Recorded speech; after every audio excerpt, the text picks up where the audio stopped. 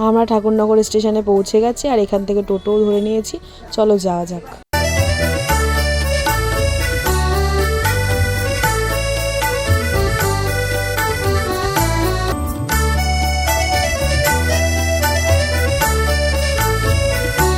আমরা ফাইনালি মন্দিরের সামনে পৌঁছে গেছি আর তারপর এখান থেকে সব জায়গা ঘুরিয়ে তোমাদেরকে দেখাবো, তো ভিডিওটা দেখতে থাকো।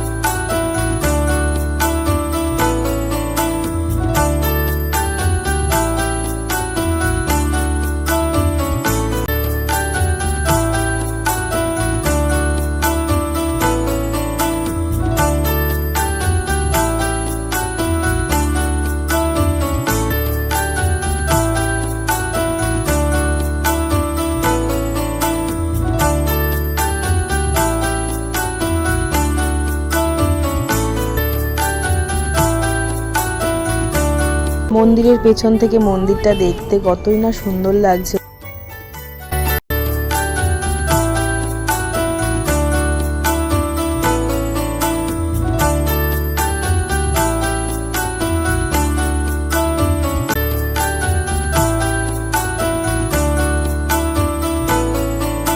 অনুষ্ঠানের সময় এই উনুনে রান্না করা হয়।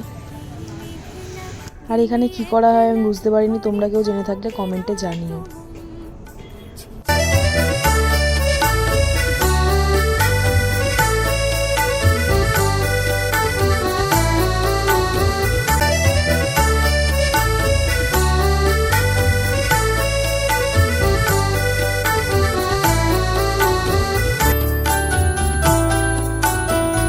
জানো তো বন্ধুরা, আমরা যখন প্রথম মন্দিরটায় ঢুকেছি তখন গেট খোলেনি, গেট খোলে 4টের পর। আমরা 4টের আগে মন্দিরে ঢুকেছি, এই জন্য মন্দিরটা বন্ধ ছিল। মন্দিরটা বন্ধ থাকায় আমরা আশেপাশের পুরোটা ঘুরে দেখে নিয়েছি আর এখন মন্দিরের সামনে যাচ্ছি। মন্দিরের গেট খুলে দিয়েছে।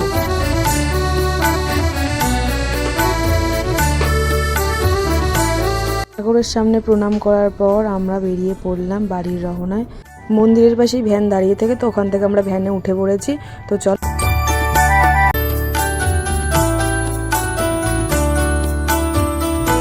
অনেকদিন পর আজকে ভ্যানে উঠেছি। আমাদের এখানে ভ্যান অতটা চলেই না বলতে গেলে, তো ভালোই লাগছে ভ্যানে উঠে।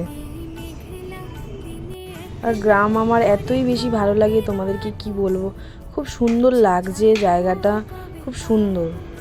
আমারও খুব ভালো লাগছে এসে। আমার অনেক দিন ইচ্ছা ছিল যে ঠাকুরনগর ঠাকুরবাড়ি আসার, তো আমার আশাটা আজকে পূরণ হয়েই গেল।